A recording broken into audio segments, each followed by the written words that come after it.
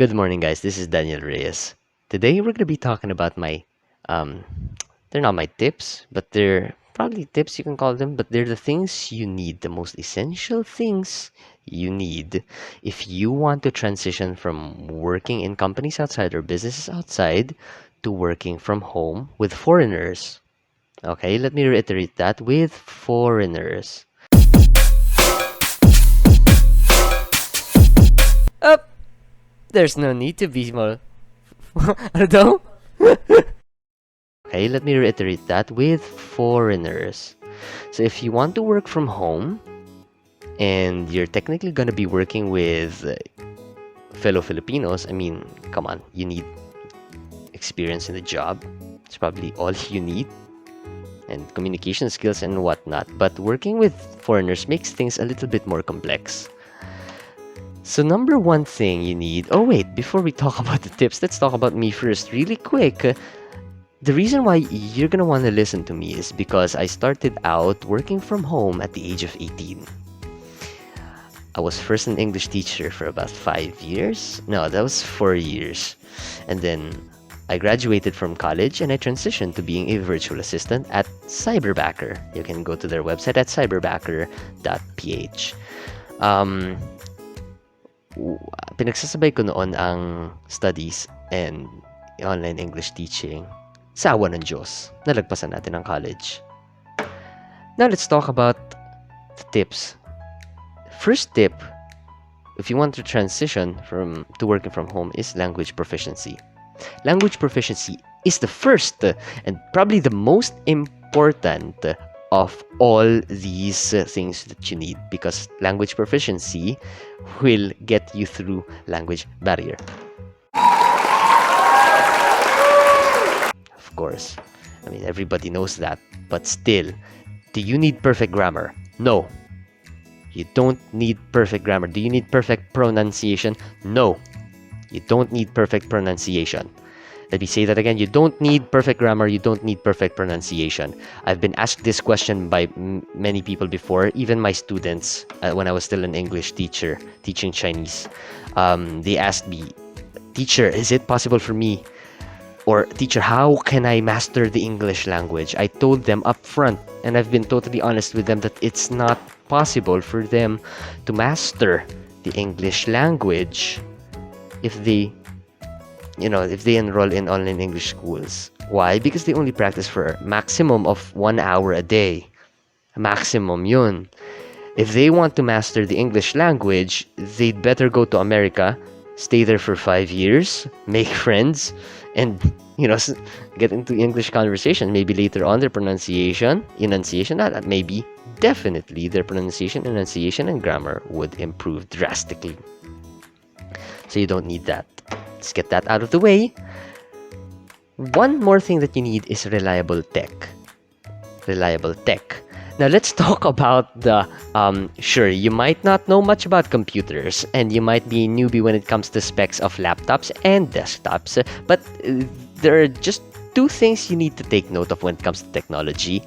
Number one is that your CPU has to be at least quad core, or it has to have at least 4 cores. A dual core will work, but I tell you, you're putting a lot of stress on your computer.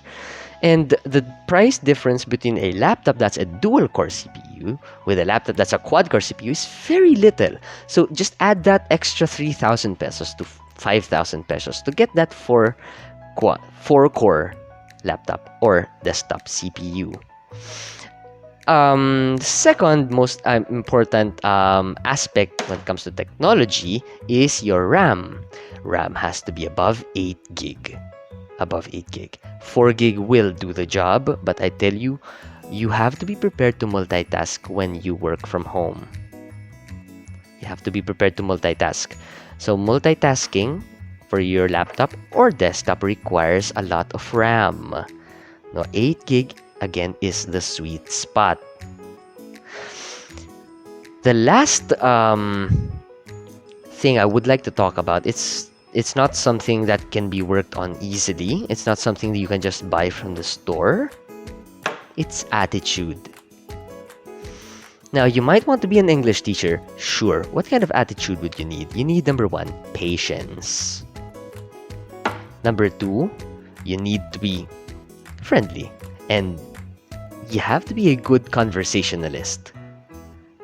The best teachers are great storytellers. Let me say that again. The best teachers in the best teachers in the online English industry are great storytellers. So if you're a great storyteller, try it out. Try it out, I tell you. But then again, if you want to be a virtual assistant like me, it's gonna get quite complex.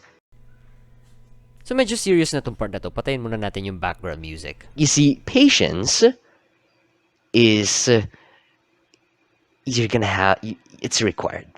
A lot of patience, a lot of determination is required. But that one thing, that one attitude that is being hunted by a lot of these these virtual assistant agencies is the problem-solving attitude. Problem solver ka ba? Pag may problema ka, do you complain or do you find solutions? Which one are you? Ask yourself that question. If you are that one who complains a lot when you have a problem, you can work on it. Everything can be worked on. Attitude can be worked on. If you complain a lot, practice searching for solutions first. Solutions are very simple, but they're not easy to execute. I've read that from a book, okay? That didn't come from me. I read that from a book. I forgot who wrote that book. But solutions are simple, but they're not easy to execute. So focus on finding solutions with your day-to-day problems. And I tell you, it will boost your confidence when it comes to you selling yourself in the job interviews if you want to be a virtual assistant. I have a lot more tips to give you guys. Many more, but I'm gonna need your help. So ask me the questions you have on the comment box, on the comments below. I'll do my best to answer them. So if you're interested in applying in an online English job, I would refer you to my girlfriend. My girlfriend's an expert at that. But if you want to apply in a virtual assistant company, go check cyberbacker.ph. That's where I work. So I'll see you again next time. Ask your questions again. Bye-bye. Hey, if you learned something from this video, don't forget to give it a thumbs up and subscribe to this channel. And also, there's no need to be so serious. See you next time.